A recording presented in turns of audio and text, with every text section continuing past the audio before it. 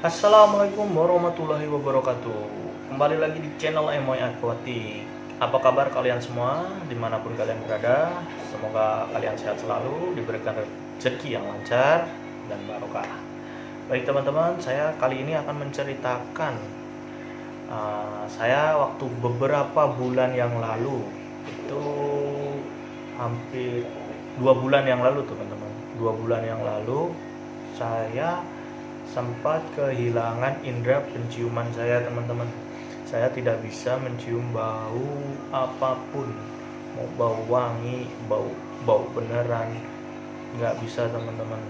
Dan di mulut juga kurang enak makan, mau makan nggak kerasa. Karena dasar dari makanan itu lezat juga karena faktor dari penciuman ya teman-teman. Jadi aroma harum itu mempengaruhi sekali waktu kita makan. Itu gejala yang saya alami waktu 2 bulan yang lalu. Kebetulan ini kan lagi COVID-19. Saya mungkin agak takut awalnya teman-teman, agak takut karena ini apakah ini COVID atau sakit apa. Saya langsung searching di Google, YouTube, dan lain-lain teman-teman. Saya searching semua. Itu bisa kemungkinan ada gejala kanker, ada juga bisa COVID-19, bisa juga karena alergi teman-teman. Nah, saya di situ setelah baca-baca, saya ambil keputusan agar saya tidak panik ya teman-teman. Saya tidak panik. Saya itu posisi tahu itu sebenarnya udah kelewat sampai mungkin 3 hari saya baru menyadari itu. Karena awal mulanya saya habis bermain sepak bola ya, habis futsal. Itu saya nggak sadar, saya baru ingat setelah ini saya ceritakan ya teman-teman. Itu teman saya pada bercanda kalau kaos kaki teman saya itu bau katanya. Tapi saya nggak bau apa-apa di situ. Saya kirain semua bercanda kalau kaos kakinya itu bau, sedangkan harusnya wangi nih. Tapi ternyata bau beneran kata temanku. Nah di situ saya awal mulanya itu di situ teman-teman. Nah berlanjut ketika saya mandi, saya pakai sabun. Di situ saya sadar pertama kali teman-teman. Saya sadar pertama kali di situ karena saya pas pakai sabun itu tidak mencium aroma apa-apa teman-teman. Saya ciumin sabunnya, itu nggak ada rasa apa-apa baunya. Waduh, kenapa ini? Saya di situ panik kan. Sebelum saya browsing itu saya udah benar-benar panik sebenarnya teman-teman. Udah panik. Oke, habis mandi saya masih tenangin dikit. Habis mandi kita akan pakai roll on, kita pakai pewangi. Ketika semprot, astaga, nggak bau apa-apa teman-teman, sama sekali saya tidak bisa bawa. Sampai parfum itu saya semprotin ke hidung seperti angin biasa teman-teman. Harusnya kan kalau normal itu sakit di sini disemprot oleh parfum, itu sama sekali tidak terasa. Nah itulah tadi, setelah itu saya browsing itu tadi di YouTube dan di Google, kemungkinan bisa itu. Disitulah saya mulai tenang.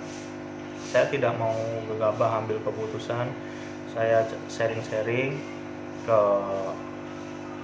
keluarga ya, dan saya putuskan tidak langsung ke dokter karena keadaan sekarang itu sedang COVID-19 ya teman-teman. Itu salah satu gejalanya sebenarnya, walaupun belum pasti, tapi salah satu gejala. Dan yang saya rasain itu badan saya sehat, saya tidak pilek, saya tidak batuk, saya tidak panas, sama sekali tidak ada gejala yang ke COVID-19 ya. Walaupun ada yang bilang juga tanpa gejala bisa, cuma saya masih optimis kalau itu hanya hal yang biasa. Mungkin emang hidung saya lagi sakit. Saya habis itu browsing itu kan ada dari YouTube, dari ini pengalaman YouTuber lainnya yang udah sempat mengalami seperti itu juga. itu ada yang nyaranin untuk minum air jahe, minum madu, terus ada juga yang makan daun bawang, jeruk lemon ya teman-teman, karena jeruk lemon katanya akan peka terhadap bau itu hidung kita ke lemon teman-teman. Nah, saya juga ingat kata-kata guru saya kalau sedang pilek, sedang batuk itu saya ini teman-teman, saya hirup air dari rebusan bawang putih teman-teman. Saya hirup air rebusan bawang putih, saya masukkan ke gelas, saya masukkan lewat hidung teman-teman. Di situ awal saya hirup pertama kali tidak sakit sama sekali. Saya juga heran, kenapa nggak sakit saya menghirup air dari hidung. Nah, itu saya lakukan setelah sampai 5 hari. Hari kelima itu mulai merasakan teman-teman, setelah saya hirup ke hidung nih, di dalam sini itu keluar cairan teman-teman, keluar cairan kayak lendir, kayak pilek ya di sini, tapi keluarnya dari sini. Di situ saya tetap belum bisa mencium bau apa-apa, tapi saya tetap tenang ya teman-teman. Pokoknya saya kuncinya tenang, karena saya yakin di dalam tubuh kita ini sudah ada antibodi teman-teman. Mungkin antibodi saya yang saya butuhkan sekarang adalah makan yang teratur, makan makanan yang sehat agar antibodi saya ini kuat teman-teman. Saya sambil olahraga biar antibodi saya bisa ngalahin penyakit yang ada di dalam tubuh saya. Kita lanjut, itu setelah sampai seminggu lebih lah, seminggu 2 hari itu. Nah, itu saya hampir ini teman-teman, makan sudah mulai ada rasa, tapi hidung mungkin 10% ya teman-teman dari aroma parfum itu. 10% saya semprotin, harus saya deketin gini teman-teman. Ketika saya hirup sempat kerasa, habis itu keduanya udah nggak kerasa lagi, cuma pertama doang teman-teman, pertama doang. Di situ saya tenangin lagi, saya tenang, udah ini pasti saya optimis sembuh ya teman-teman. Nah, mulai 2 minggu berjalan, saya tetap melakukan itu, olahraga. Dan karena saya ini perokok ya teman-teman, perokok. Saya dari awal itu saya tidak sama sekali mengurangi rokok teman-teman. Saya tetap merokok, karena kalau habis makan nggak rokok itu ya mungkin yang perokok udah merasakan ya. Tetap teman-teman. Nah, itu saya nggak ngerokok, saya tetap merokok, cuma saya dari pola makan saya jaga teman-teman, sama olahraga. Ya, selama 2 minggu berjalan itu ternyata saya mulai mencium, tetap yang tercium itu hanya parfum, tapi sudah 30%, belum 50% sih, 30%. Sering nih setiap pagi habis mandi udah mulai, dan bau asap udah mulai kerasa itu di hari 2 minggu, kedua minggunya teman-teman, 2 minggu. Nah, terus berjalan lagi, berjalan hampir 3 minggu, 4 minggu, 3 minggu itu udah 60% teman-teman. 60% saya sudah mulai cium aroma bau wangi, bau sampah udah mulai teman-teman. Di situ mulailah saya optimis lagi, saya nggak perlu ke dokter, ini saya akan sembuh. Ya, saya tahu diri juga, saya tetap ngikutin protokol kesehatan COVID-19, saya pakai masker, saya minum vitamin, dan saya emang di waktu itu beberapa bulan yang lalu itu jaga jarak ke teman-teman saya teman-teman. Saya sengaja mengurung diri di kamar, itu bukan karena saya benci kepada teman-teman saya, mungkin teman-teman saya yang tidak tahu waktu beberapa bulan yang itu, karena kalau saya ngomong malah mungkin mereka ketakutan teman-teman. Saya saja yang cukup sadar diri, saya di kamar saya mainan gadget aja di situ tuh, saya nggak bisa bikin konten juga. Nah habis itu setelah 4 minggu, sebulan teman-teman, itu saya sudah mulai ke 90%, dan di situ saya udah agak lega. Ternyata